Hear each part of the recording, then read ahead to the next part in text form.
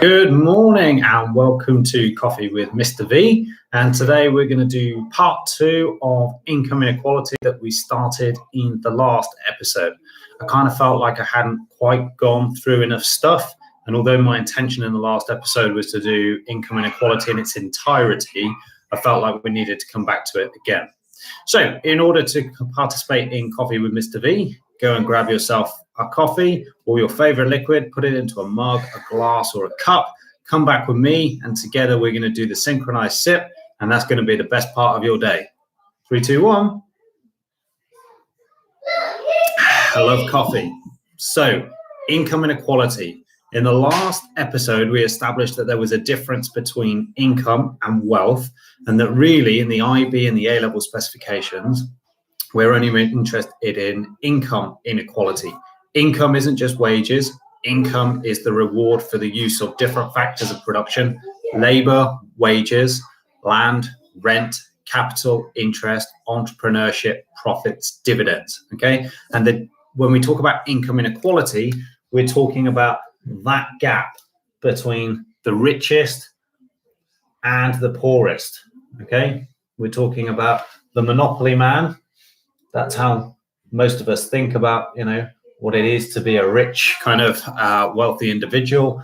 Okay, and on the other hand, somebody not being so happy. Income inequality, then, I don't intend to go through all the measures. You know how to look at the Lorenz curve. You know how to measure the Gini coefficient and calculate it should you need to. What I wanted to just recap was the various causes of income inequality, the possible causes. That's not to say that every country that experiences income inequality experiences all of those. It could just be one of them, or it could be some combination of them. But these are the main drivers of income inequality. So to go through them, education.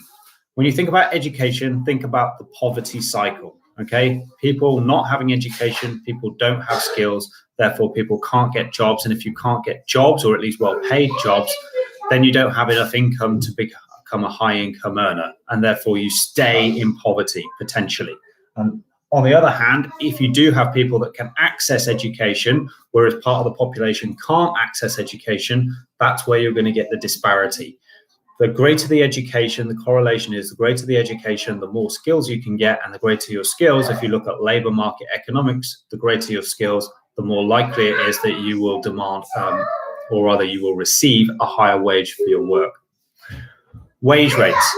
In terms of wage rates, think about minimum wages. Okay, minimum wages in the UK are £8 something an hour. In other parts of the world, they're incredibly low. If you have minimum wages in a particular country, then it is likely that you will get income inequality, because those people at the bottom end are earning very little, whereas of course those people at the top end, the minimum wages don't affect it so much. Trade unions.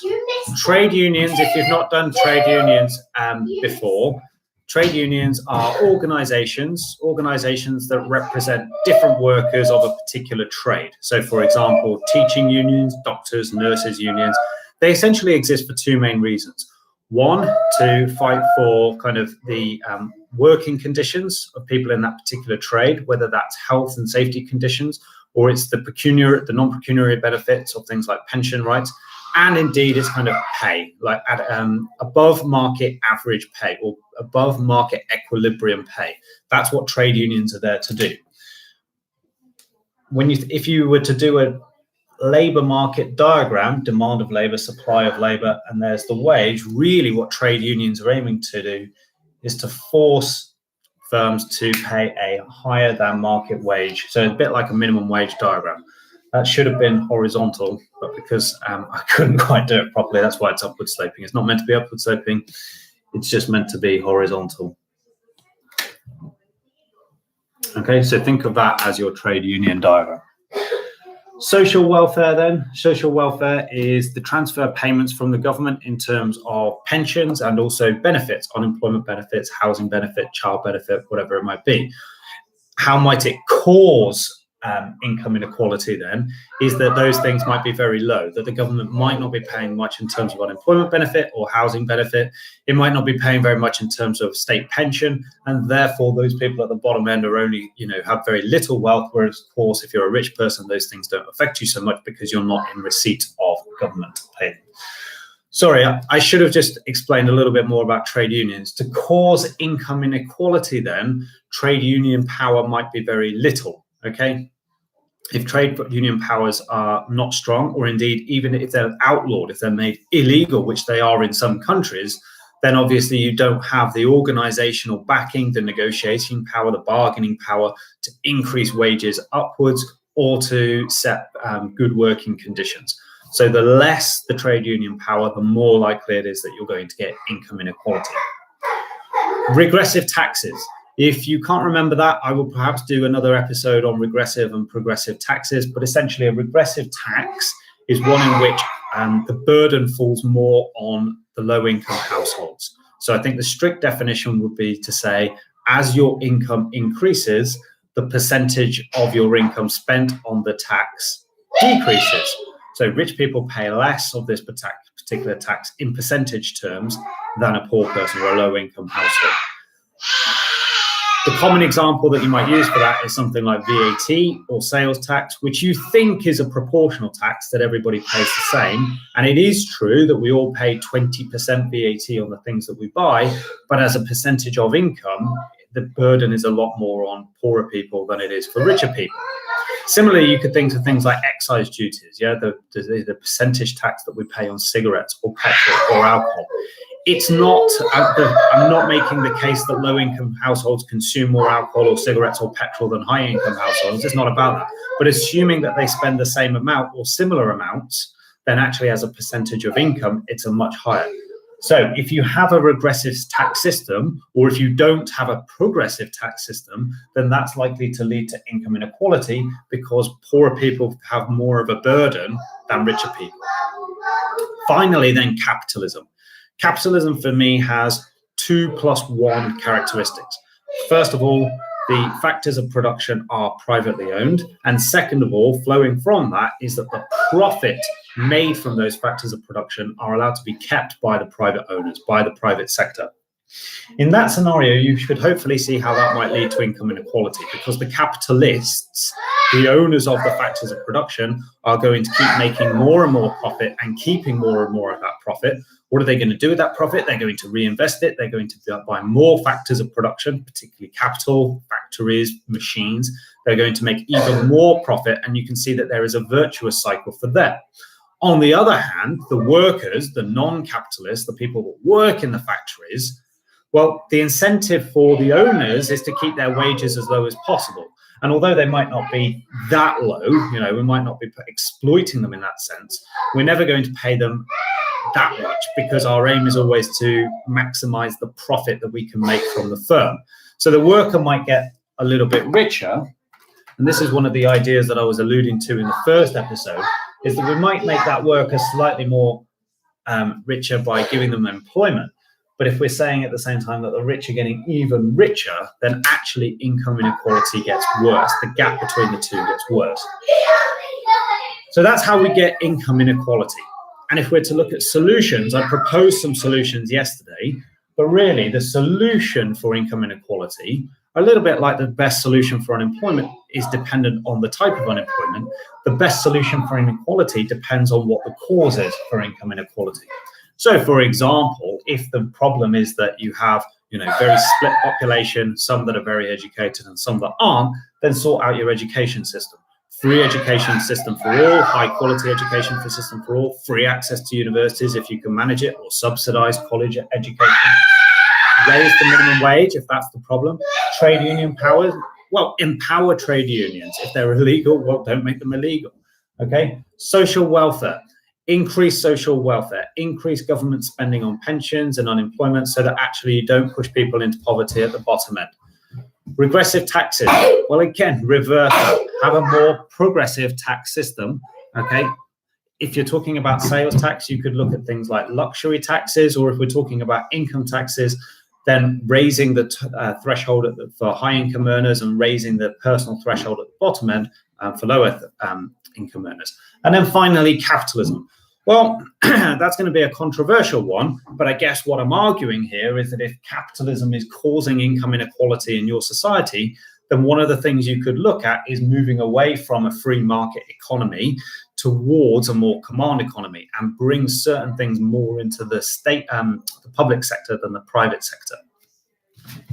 Why is it important, though, to think about fixing income inequality? Well, these are some of the issues and a couple of other ones that I talked about in the last episode.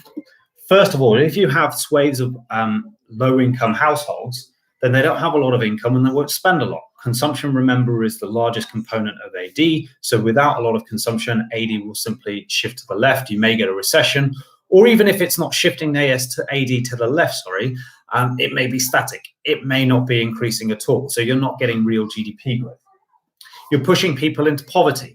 Poverty, remember, is when people are unable to afford the very basic standards of living, the bottom end of Maslow's hierarchy of need. They're struggling to live today.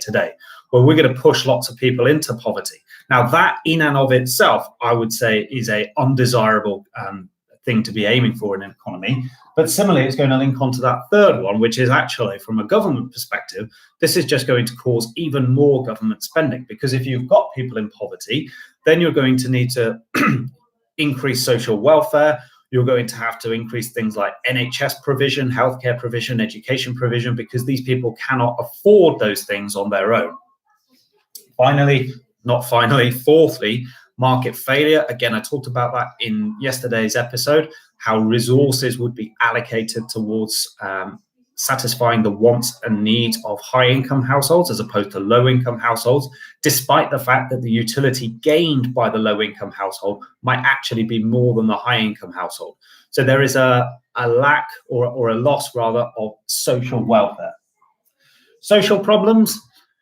The literature says that once you get over 1.4 in the Gini, then actually that's when people start getting annoyed. That's when people start revolting. You might see riots, and therefore you might see a breakdown of the economy and the country in general.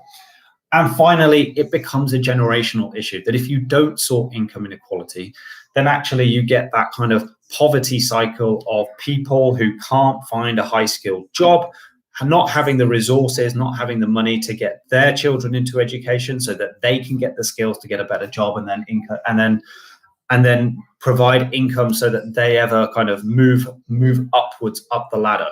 People essentially inherit poverty. And that cannot be a desirable aspect. We need to have social mobility into an economy. Otherwise, you don't get that incentive. Okay, if you're born into poverty and you can see no way out, then you will never have an incentive to move your way out of poverty.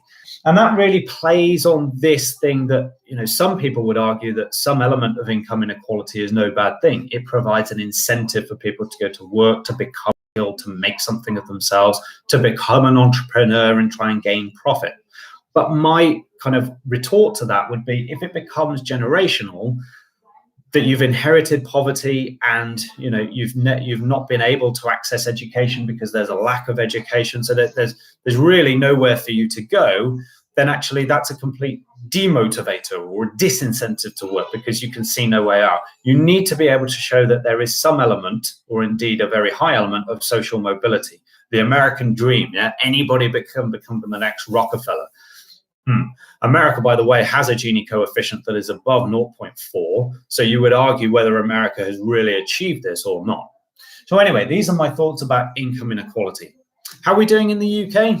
Well, I believe in the UK we have a Gini coefficient of about 0.33 or 0.34.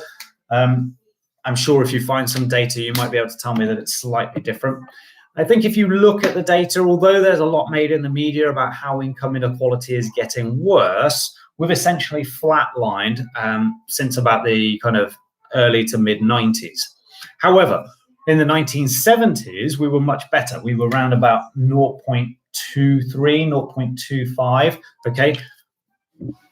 Which, for those of you that have done this session with me before in class, you'll recognize as being pretty much as good as it gets. So the UK used to be, in the 70s, really income equal, okay? There wasn't much income inequality at all. But then between the sort of late 70s, throughout the 80s, and then into the early 90s, that's when we became more unequal. And that's really down to the prime ministerialship or the leadership of Margaret Thatcher, or the governments under Margaret Thatcher. Okay, what happened there were vast swathes of privatization as we followed the free market dream. We entered basically into this more capitalist society that we moved away from the command elements that had been set up after World War II, and suddenly into this more capitalist ideal that Margaret Thatcher and also other leaders of her time, like Ronald Reagan, were encouraging and talking about as if these were the models that were going to drive the economies forward. So we had huge amounts of privatization. Margaret Thatcher underlined that and said this is and emphasized that as being an opportunity for everybody to get rich. If everybody used their money to invest in those shares for things like British Airways or British Gas or British Coal, the British Railways, British Telecoms, if you invested in those shares, then you would suddenly become a shareholder. And again, this was a way for her of getting people invested into that free market, that if we were all shareholders, we would be all kind of holding our firms to account and trying to get them to follow that profit motive, because our dividends on our shares would be dependent on profit. But what actually has happened, I think, is that not everybody became shareholders. And indeed, those people that became shareholders became very rich because they saw the value of those assets going up, and also they got the dividends back on those shares. But if you were working for one of those companies and potentially lost your job due to privatization and you didn't buy the shares that were on offer, then actually you were more likely to stay down here. So it really pulled the country apart. And that's why she's such a divisive figure in the UK, because some people actually did very well out of Margaret Thatcher. They became a hell of a lot richer if they became shareholders, or if indeed they started their own business when there were low taxes. They did very well. If, on the other hand, you lost your job and you didn't become a shareholder, then you perhaps didn't do so well out of Margaret Thatcher's reign. So very, very divisive. But that's where this comes from. Okay, it's still relatively good relative to the world, but it used to be a lot better. And I've just explained to you how it got worse. So there we go. I think we're now done with income inequality. You've got the measures from the previous episode, and now you've had a more fuller discussion on the potential causes and the consequences, and indeed the solutions to how we can fix income inequality if you decide that income inequality is a problem. Okay, thanks for coming along. Take care, stay safe, and I'll see you next time. Nearly.